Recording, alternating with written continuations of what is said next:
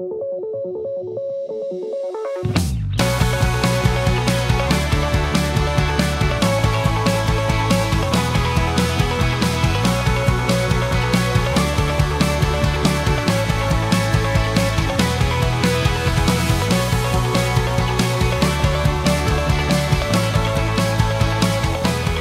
et bienvenue à l'émission Rhizome. La Corporation de développement communautaire de l'érable est fière de vous présenter cette série de 5 émissions portant sur la transformation sociale. D'entrée de jeu, nous aimerions remercier la Ville de Plessisville pour son soutien financier, sans qui cette série d'émissions ne serait pas possible. L'émission Rhizome, c'est de mettre en lumière et en valeur l'expertise collective de la transformation sociale. Donc, un processus de changement systémique, intentionnel, qui traite les symptômes, mais aussi les causes profondes des inégalités. Tout ça dans un but, entre autres, d'améliorer les conditions de vie de l'ensemble des gens dans une perspective de justice sociale et d'inclusion. Aujourd'hui, à notre émission, nous portons sur le travail chez les jeunes, donc la transformation sociale qui s'opère actuellement. Et pour ce faire, nous allons discuter du sujet avec 2 invités. Madame Caroline Dion, directrice générale de la Table régionale de l'éducation Centre du Québec. Bienvenue. Bonjour. Et Monsieur Denis Daigle, le coordonnateur de la Maison des jeunes L'Express 12-18 de Plessisville. Bonjour. Bienvenue. Merci. Donc, gros sujet, le travail chez les jeunes. Qu'est-ce qui a changé tant que ça dans la situation avec les jeunes puis le travail? Grosse question, puis je pense qu'on est assez observateur pour être capable de voir les symptômes de la réponse de cette grosse question-là. Ce qui a changé, c'est un gros contexte qui s'est pointé un peu avant la pandémie, qu'on s'est mis à sentir, qui était le contexte de pénurie de main-d'œuvre. Hein. Il y a différents facteurs actuellement là, qui font en sorte de créer comme une espèce de tempête autour de ce jeune-là, qui, avant la pandémie, il y avait un peu de pénurie de main-d'œuvre, on commençait à le sentir, mais avec la pandémie, ça s'est accentué, mais en même temps, la pandémie, le jeune s'est mis à vivre toutes sortes d'enjeux et de difficultés par rapport au milieu scolaire, à ses études. Là. Le fait de fermer les écoles, de changer de contexte, enseignement à distance, tout ça a créé et parfois des difficultés d'apprentissage, des retards, peut-être pas chez tout le monde, mais chez plusieurs, mais aussi des désengagements puis un manque de motivation.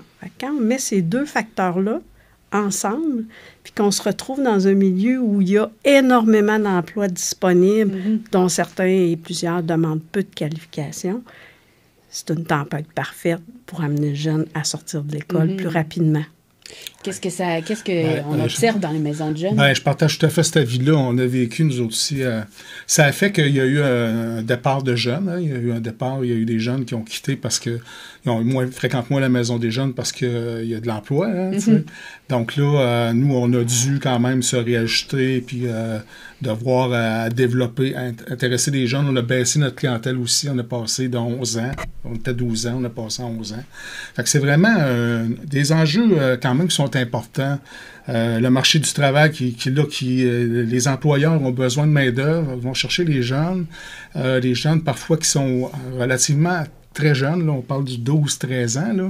Là, là c'est sûr que là, parfois, il y a des emplois que, des fois, ça leur demande beaucoup de responsabilités qui ne sont pas nécessairement prêts à assurer. Donc, il y a un risque qui est là. Il y a des enjeux majeurs qui sont là. Puis au niveau des maisons de jeunes, les autres organismes de jeunesse, il y a eu des impacts, c'est sûr et certain. On sort d'une pandémie, ça a eu des impacts sur toute la population, mais sur les jeunes, ça a été quand même assez catastrophique. 2 ans, des fois de confinement.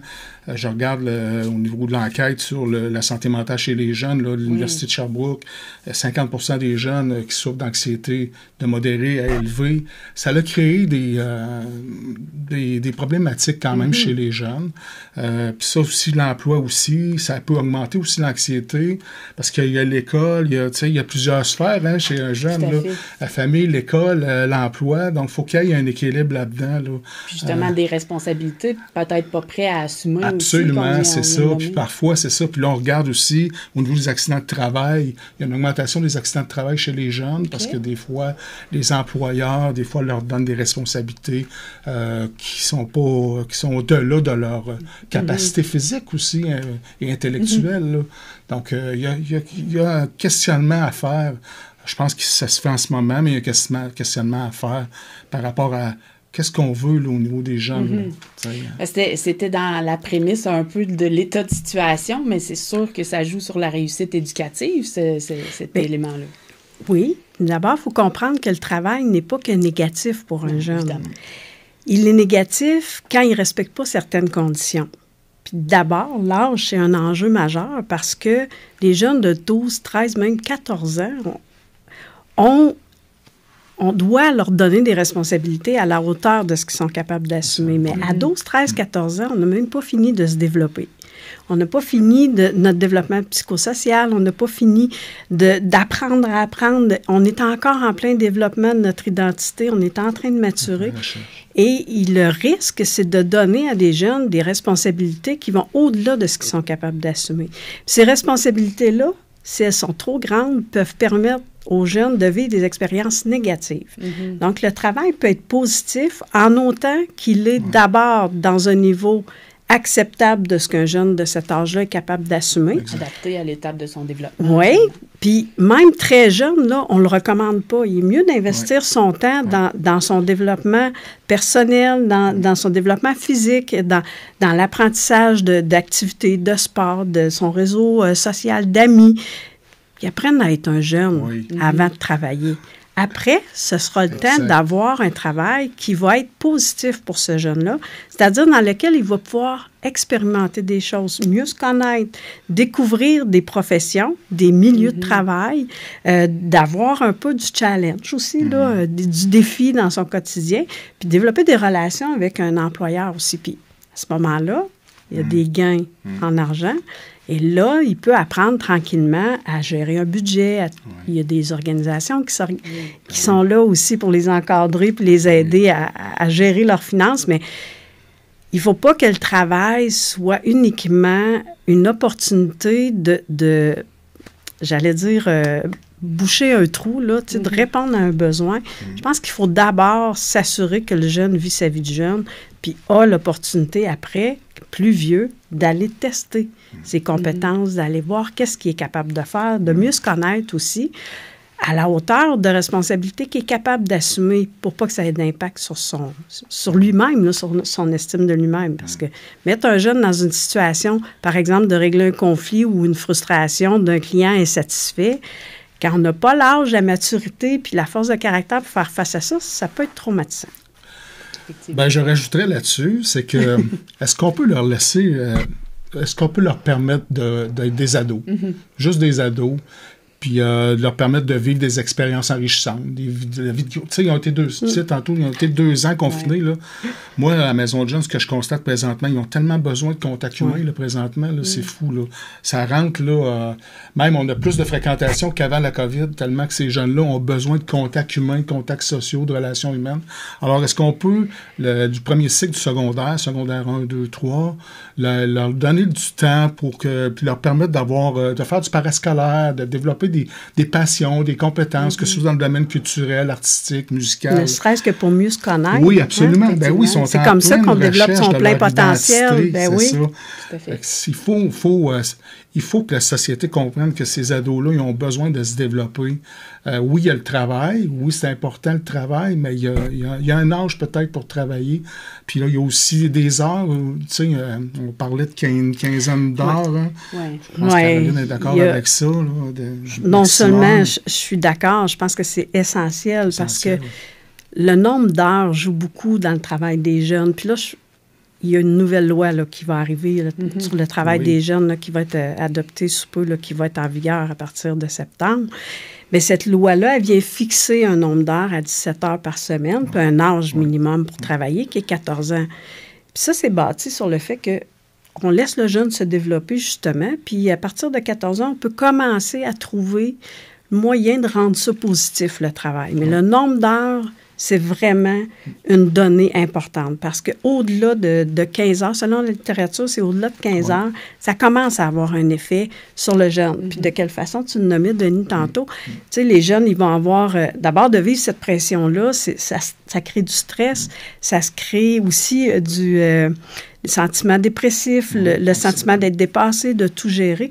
Il y a des jeunes qui ont tellement de choses à leur agenda, un travail, l'école, les activités sportives ou de loisirs, que juste le travail et l'école, ça peut représenter facilement 40 heures par semaine. C'est ce qu'on a, nous, comme adultes, dans notre travail. Là, on parle de jeunes qui sont supposés d'avoir une vie remplie de plaisir. Fait que c'est grave ce qu'on est en train de faire si on le contraint pas à un certain nombre d'heures. Fait que moi, je trouve que c'est une bonne idée de limiter, puis aussi pour laisser aux jeunes le temps d'être des jeunes. Et les jeunes doivent avoir comme, tu sais, leur métier d'élève, ça doit être le plus important. Parce que c'est ce qui va leur permettre de se construire un futur avec des choix, avec des conditions de vie, avec aussi une possibilité d'être des citoyens, de s'impliquer dans la société. Oui. Denis le disait tantôt, ils retrouvent moins de jeunes dans les maisons de jeunes parce qu'ils n'ont pas le temps, sont allés travailler, mais les apprentissages qui se font quand on s'implique dans une maison de jeunes, quand on fréquente une maison de jeunes, on n'a pas ça dans le milieu du travail non plus, là. Non, c'est ça, c'est vraiment... c'est la mission des maisons de jeunes, entre autres, de former ou en tout cas d'en faire des citoyens engagés, responsables. Encore faut-il qu'ils y soient présents. Oui, exactement. C'est ça. La mission de Maison de jeunes, c'est de tenir un lieu de rencontre animé où les jeunes de 12 à 17 ans, au contact d'adultes significatifs, peuvent cheminer vers un statut de citoyen critique, actif et responsable. Maintenant, c'est 11 ans. Parce que les 15, 16, 17 ans, ils sont moins là. Ils sont encore présents, mais il faut aller en fonction de leur horaire, parce qu'ils sont tellement... tout cet agenda. Oui, c'est ça. Sont tellement... Le comité jeunesse, c'était le soir, mais là, il faut s'arranger pour que les jeunes soient là, puis c'est pas facile. Il y a des défis, parce que maintenant, il y a l'enjeu travail. Là, Mais je trouve ça drôle, Denis, ce que tu dis, que tu es obligé de déplacer l'âge à plus jeune, parce que nous, on l'a vécu aussi à la table régionale de l'éducation. On a un outil, un atelier qui s'appelle à vos marques, soyez prêts, concilier. Et ça, c'est un atelier qu'on visait au 4e secondaire auparavant pour informer les jeunes sur les enjeux de toute la conciliation études-travail, l'équilibre à amener là-dedans. Pourquoi? C'est quoi vos droits dans le travail et tout ça? Et ça, on offrait ça au 4e secondaire dans les écoles, là, avec la collaboration des Carrefour Jeunesse Emploi qui l'animaient. Bien, avec l'évolution du marché du travail, cet atelier-là, à chaque année qu'on le donnait, on demandait aux jeunes, est-ce que tu travailles et combien d'heures? Fait qu'on avait des oui, des non, puis quand on avait des oui, un nombre d'heures. Et on a remarqué avec les années, puis ça, je parle depuis 2015, que le nombre d'heures augmentait et le nombre de jeunes qui travaillaient en 4e secondaire augmentait. Et on était rendu avant la pandémie à se dire, bon, peut-être qu'on pourrait l'offrir en 3e secondaire parce qu'on veut les sensibiliser avant. Mais aujourd'hui, là, on est rendu à se demander si c'est en secondaire 1 qu'on va le donner. Fait que ça vous donne une idée. Secondaire 1, ils ont 12 ans, 13 ans. On va agir avant qu'ils travaillent. Là, on va remettre dans le contexte avec la fameuse loi sur le travail des jeunes. Mais c'est pour vous dire que nous aussi, on déplace la chose. Là. C'est qu'on demande à des jeunes de jouer des rôles d'adultes un peu rapidement. Là. Vraiment. On s'aperçoit que le 11 ans, nous autres, c'est que sont un peu plus vieux, un peu trop vieux même pour être au parc, au service de garde. Fait que, tu sais, il y avait de plus en plus une demande pour qu'on rouvre au niveau des jeunes de 11 ans. Puis les jeunes, aujourd'hui, ben là, en 2023, sont allumés, là, 11 ans, là, puis 12 ans, là. Fait que c'est pour ça qu'on a ouvert. Puis c'est pas toutes les maisons de jeunes qui ont ouvert. Nous autres, on a ouvert, puis ça a été gagnant. Puis ce qu'on fait, c'est qu'on invite les parcs l'été.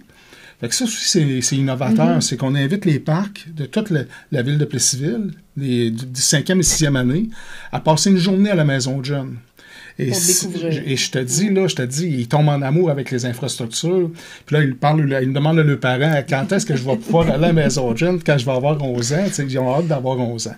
Parce que nous autres, on a développé des plateaux d'activités pour aller chercher le plus grand nombre d'intérêts. Donc, on a des plateaux sportifs, on a des plateaux culturels, on a un atelier d'art, on a un atelier musical, on fait des ateliers de cuisine collective, on fait des potagers, on cultive des légumes avec les jeunes, on a des framboisières. Moi, on a plein de choses qu'on fait avec eux autres qui sont vraiment le fun. Donc, c'est de développer des passions, mais aussi développer des compétences. Quand ils font de la cuisine, là, ils vont aller au cégep, ces jeunes-là, ou peu importe. C'est pas juste le fun, Denis. ça leur permet d'apprendre des choses. La réussite éducative, c'est ça se passe pas juste dans l'école. C'est que c'est des opportunités qu'ils ont d'apprendre des choses, mais d'apprendre à se connaître, de développer. Tantôt, je parlais de potentiel des jeunes. Le potentiel, ils l'ont, mais il faut qu'il y ait des milieux, des activités pour leur permettre d'exprimer ces potentiels-là. Et tout ça, ça va les amener à être capables, quand ça va être le temps, de développer ce qu'on appelle leurs aspirations scolaires professionnelles, c'est-à-dire de mieux se connaître pour être capable de trouver ce qu'ils vont faire dans la vie au moment opportun. Oui, tu as raison. Puis la beauté de la chose, c'est que dans les maisons de jeunes, puis dans des autres organismes de jeunesse aussi, là, c'est qu'il y a des adultes significatifs qui sont là en tout temps, qui peuvent se confier. Ces jeunes-là peuvent se confier. Puis là, on le sait, là, ils en vivent des choses, ces jeunes-là. Là. Ils en vivent des difficultés, puis on en voit de la détresse psychologique. Oui. Hein. Donc là, on est présent au quotidien, 5 soirs semaine, 5 midis semaine, en activité la fin de semaine, pour les aider à cheminer, puis les aider à trouver leur propre solution à leurs problèmes. Ça, c'est super intéressant d'arriver à ce que, d'aider un jeune à régler son problème, puis par la suite, ben là, tu sais, OK, là, il va se sentir mieux, l'anxiété va baisser, sa détresse psychologique va baisser. Il va se sentir plus solide aussi, plus compétent, plus équipé. Oui, absolument. C'est encore dans une approche de développer son potentiel, d'être capable de se faire confiance aussi avec ses propres décisions, ses propres situations. Pas dans un contexte où il y a des comptes à rendre, où il y a de la productivité à donner. Puis, c'est ça. Puis l'enjeu, il est au niveau des jeunes, mais aussi des un peu moins jeunes. Parce que auparavant, il y a quelques années, on voyait des jeunes dans des emplois étudiants, on voyait ça dans les secteurs de commerce et services. Mais là, depuis la pandémie, on sait, dans les commerces et services, c'est perdu beaucoup d'emplois. Puis en même temps, les besoins de main-d'œuvre vont augmenter. Mais on s'est mis à retrouver des jeunes étudiants dans des types d'entreprises qui ne sont plus du commerce et services, qui sont plus des milieux manufacturiers. Parce que là, c'est comme une façon pour les entreprises d'aller chercher de la main-d'œuvre supplémentaire en créant des postes, par exemple, à temps partiel, en offrant ça aux étudiants. Mais encore là, il y a un danger.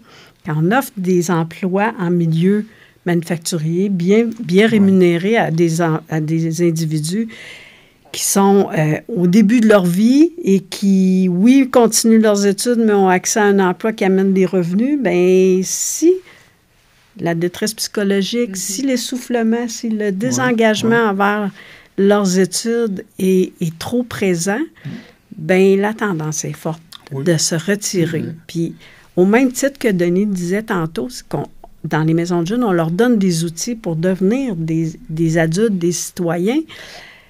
Bien, c'est la même chose. On ne leur donne pas l'occasion de le faire. On les sort du milieu scolaire. Ils n'ont pas tous les outils, puis ils vont occuper des emplois qui, pour l'instant, tant que ça dure, c'est intéressant. Mais à long terme, est-ce que ces emplois-là vont être aussi... Ils vont vouloir le faire toute leur vie. Ils vont pouvoir le pratiquer toute leur vie. Puis, si ce n'est pas le cas, est-ce qu'ils vont être capables de se retrouver à un autre travail? Tantôt, quand je disais, il faut leur donner les outils, puis l'éducation, ça sert à ça. Pour qu'ils puissent faire des choix dans la vie, bien, c'est ça la base aussi. Oui, absolument. Il y avait des statistiques quand même importantes. Tu sais, on parle de milieu communautaire, former des citoyens, ou en tout cas les encourager à devenir des citoyens actifs et responsables. On voit une différence quand même marquée entre des gens qui n'ont pas le diplôme secondaire puis ceux qui ont quand même une formation universitaire, par exemple, dans l'implication du bénévolat. Moi, c'est des statistiques qui m'ont vraiment marquée parce qu'on sait que c'est, entre autres, une difficulté chez les groupes communautaires. Ça a un effet. Moins une personne est scolarisée, moins elle va être impliquée. Mais au centre du Québec, on a des problématiques par rapport à ça. On se retrouve dans une région où le taux d'adultes diplômés est moindre que d'autres régions comparables au Québec. Même à 6. Le centre du Québec a une moyenne d'adultes diplômés de 5 quelques points de pourcentage de moins que la moyenne du Québec. Ce qui ne fait pas de sens quand on regarde ça. En même temps, ça vient aussi du fait qu'on est un milieu manufacturier où il y a énormément d'emplois qui demandent peu de qualifications. Mais le marché ne restera pas comme ça. On le sait, les entreprises, face aux défis de main-d'œuvre, sont obligées de changer, transformer leur façon de faire, ajouter de l'automatisation, de l'intelligence artificielle, changer les pratiques. Mais le marché évolue, mais les professions évoluent aussi. Fait fort probablement qu'avec les années, on va retrouver moins d'emplois qui demandent peu de qualification. Fait que ces individus-là qui sortent rapidement de l'école, là, on est dans ces statistiques-là actuellement. Bien, ce sont des gens qu'on va devoir récupérer plus tard. Là. Puis c'est le vrai pour le nombre d'adultes diplômés. C'est vrai aussi pour le nombre d'adultes diplômés en enseignement supérieur. Le nombre d'adultes qui ont des diplômes du cégep, mettons, collégial et universitaire, on a des statistiques qui sont moindres, beaucoup moindres que d'autres régions comparables. Fait que ça aussi, ça vient du besoin. Mais en même temps, ça ne nous préparera pas à ce futur-là. Fait qu'on n'a pas les moyens de perdre nos jeunes. Il faut qu'il y ait tous les outils puis toutes les compétences de base pour pouvoir poursuivre leurs études, être encouragés à le faire, mais aussi avoir une base solide parce que les jeunes de demain, là, les emplois de demain, les jeunes vont changer 5, 6, 7 fois, non pas d'emploi, de carrière. Oui, de carrière. Et ça, pour apprendre une nouvelle job, une nouvelle carrière, bien, il faut être équipé, là. Il faut avoir des outils. Ça prend un minimum, là. Oui. Et ça, on ne l'a pas quand on sort rapidement de l'école. Je voulais juste simplement répondre à ta question sur l'implication. L'importance de l'implication bénévole dans la communauté. Ça part, quand on dit, quand un jeune s'implique, il va continuer de s'impliquer quand il va être à l'âge adulte. Bien là, nous, on a développé... Il y a un objectif des maisons de jeunes, c'est l'impliquer les jeunes dans la vie de leur communauté. Fait que là, finalement, ce qu'on fait avec eux autres, c'est qu'on s'investit dans plein d'activités en collaboration avec les municipalités et les organismes du milieu. Comme samedi, c'est la fête des familles. Il va y avoir une gang de jeunes qui vont y aller. Ils vont faire un atelier de vire-vent avec les petits-enfants. Quelle belle activité intergénérationnelle. C'est génial, ça. On fait toutes sortes de choses comme ça. La fête de la Saint-Jean-Baptiste, on investit. La fête de l'Halloween, ils font des gros décors pour la fête de l'Halloween organisée par la ville. C'est ça d'impliquer les jeunes dans la vie de leur communauté. C'est de les reconnaître comme des citoyens par entière, puis des bénévoles qui peuvent contribuer, apporter une contribution au développement de leur propre communauté. Moi, je trouve ça génial, cet objectif-là. Puis on atteint ça par justement les motiver aussi. Puis quand ils font des choses dans la communauté, ces jeunes-là, là, sont-ils fiers d'eux autres? Ils sont vraiment fiers, ils gonflent le torse, puis ils sont contents. Oui, puis ils ne sont pas payés, là. C'est de l'implication bénévole, c'est exactement ce que tu as parlé, Caroline. Et on a un petit peu effleuré, puis je voudrais terminer là-dessus. On a nommé plein de choses, tu sais, le réseau de l'éducation, aller dans les écoles, donner les ateliers, on a parlé, s'impliquer dans la communauté, tout ça. Bien, tout ça, ça prend des réseaux. Avec qui vous avez travaillé pour changer ces pratiques-là ou mettre les choses en place pour travailler dans ces objectifs-là? Et je sais qu'il y en a plein, mais comment ça s'est abordé ou déployé, ces réseaux? Bien, à la table régionale de l'éducation, c'est pas récent qu'on travaille avec un ensemble de partenaires en vue de développer les aspirations scolaires et professionnelles. Un jeune qui sait vers quoi il veut aller dans la vie va être plus enclin à poursuivre et à être engagé dans ses études qu'un jeune qui ne le sait pas. Pour ça, il faut avoir une idée puis être capable de découvrir ce qu'on veut ou du moins d'avoir une idée de ce qu'on ne veut pas. Ça aide à être plus proche de ce qu'on veut. Et à la table régionale d'éducation, on a développé une stratégie qui s'appelle la stratégie Grand Déclic. Grand Déclic qui fait référence à « Ah, j'ai trouvé ». Tu sais, je dis ça puis je suis convaincue que dans votre tête, vous avez une idée du moment ou de quelqu'un qui vous a amené à faire le choix de carrière que vous faites aujourd'hui ou qui vous a amené vers cette direction-là. C'est ça le grand déclic. Alors, la stratégie, c'est de créer des liens entre le milieu du travail, les employeurs, le milieu d'éducation qui est avec les jeunes, mais aussi les parents et les organismes d'employabilité parce qu'ils travaillent avec des adultes.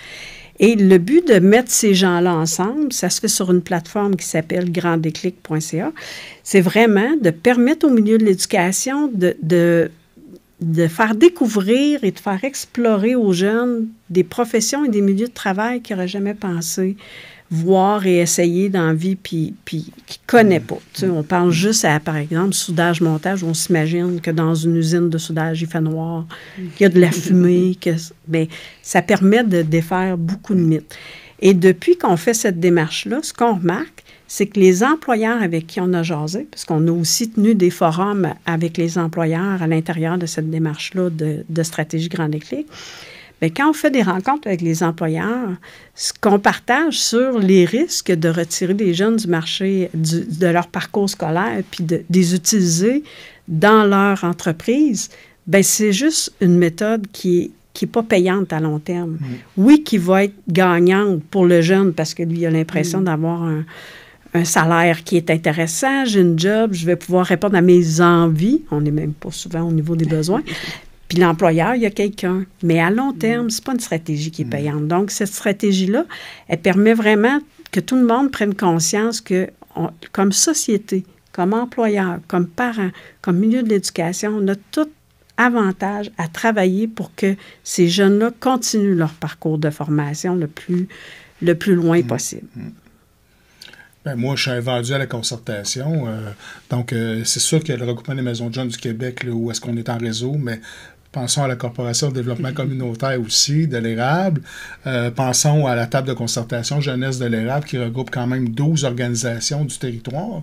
L'éducation est là, le CIUS est là, les maisons de jeunes sont là, partenaires, Action Tox, Impact Emploi, Réseau de prévention suicide, je ne veux pas en oublier, mais je vais en oublier, mais quand même, ça, c'est vraiment... Là, c'est comme ça qu'on est en réseau, puis c'est comme ça on peut réussir à faire des grandes choses ensemble. C'est un peu fondamental à la transformation sociale. C'est fondamental. Si on veut faire des choses. Exactement. Oui, puis je pense qu'il faut remettre la valeur de l'éducation au centre de la table.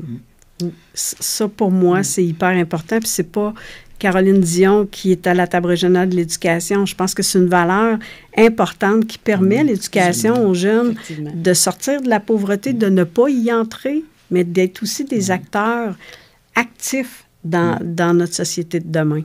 J'aurais pas pu mieux conclure. J'ai pas eu le temps de 30 secondes. OK, non, mais c'est qu'on va faire un beau projet dans l'agrandissement de la salle des dîners parce qu'on reçoit beaucoup de jeunes.